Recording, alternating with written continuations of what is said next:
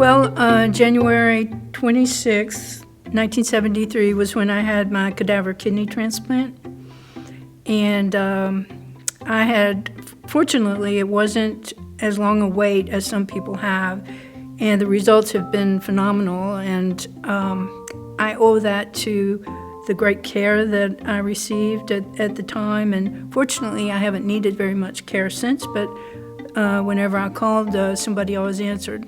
There's a real parallel between what our thoughts were with starting DCI, and the concept at that point was to make sure that patients had access to all forms of care for chronic renal failure. So that we wanted to do home hemodialysis. Peritoneal dialysis at home really did not exist at that time. And of course, in-center dialysis for those patients who couldn't go home. But we also recognized that part of this three-legged stool was clearly transplantation. And for those patients where transplant was possible, also clearly that seemed to be the best therapy that we could offer. Sandy was, I think she was probably about 16. She was a teenager. And she was clearly, as I can imagine any teenager would be, really upset about being on dialysis. She was an unhappy dialysis patient. I've always been healthy, never anything wrong with me. And I was going to college. I was trying to get through in 3 years because we didn't have very much money, and I was trying to cut down on the expenses. And nobody in my family had ever been to college before, so it was sort of exciting.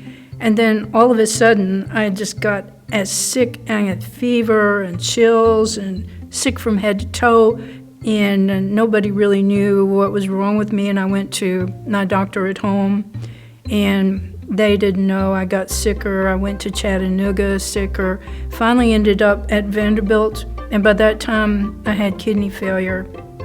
And I didn't really do too well with that. I know some people on dialysis are fortunate and they feel better than I did, but I was sick most of the time, and it was really hard on my family, especially because they weren't prepared for any of this. They didn't have any medical knowledge, and all of a sudden there I am.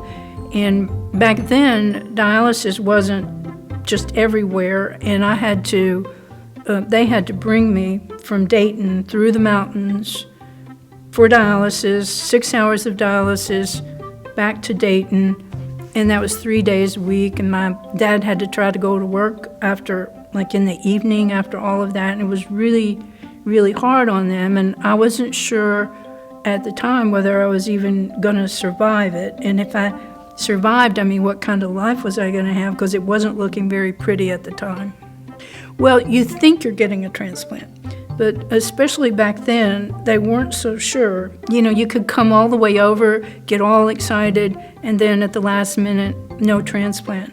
So I was sort of trying to hold back on the drive over here and the preparation because I wasn't sure. Pretty early on, a kidney became available for her. And so she went in the hospital, she got transplanted. Kidney worked right away. We were used to keeping people in the hospital 2 or 3 weeks. She was out, I think, in 6 days. You know, I mean, everything just fell into place, and we were looking at each other, why are we keeping this person in the hospital? And we couldn't figure out a good reason other than just you were supposed to, so she went home. I got the transplant and woke up the next day, and I just had so much energy. I couldn't believe it. I was just like walking up and down the halls. I couldn't be still.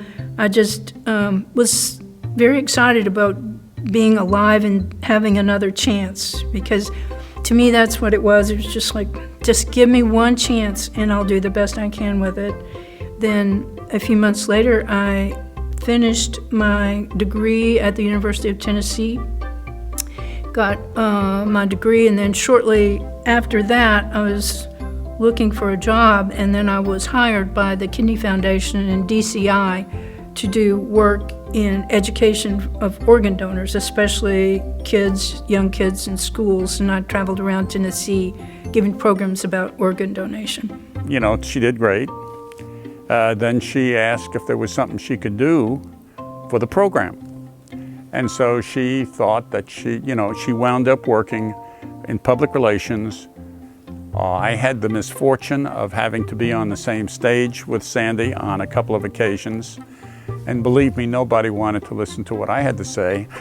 They all just wanted to listen to what Sandy had to say. She was, and I'm sure still is, an excellent speaker.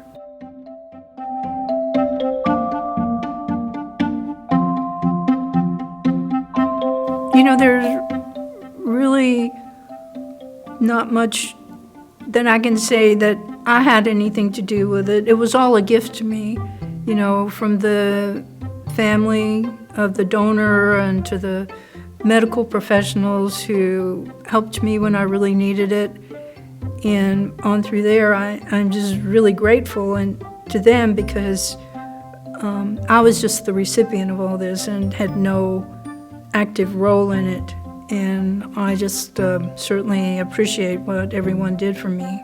I would just underline the fact that when all this happened, I was just a young person and time to make decisions, and I was able to make all the decisions I wanted without having medical problems hanging over me and sort of shifting me one way or another.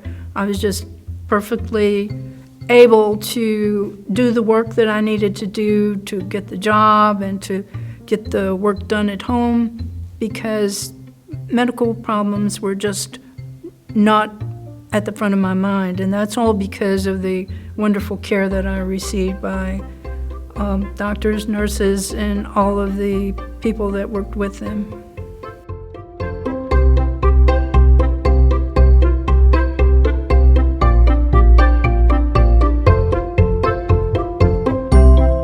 Not anything big, but I do hope that I get to visit with Dr. Johnson and Dr. Ritchie to celebrate my anniversary on the 50th, and we'll just see.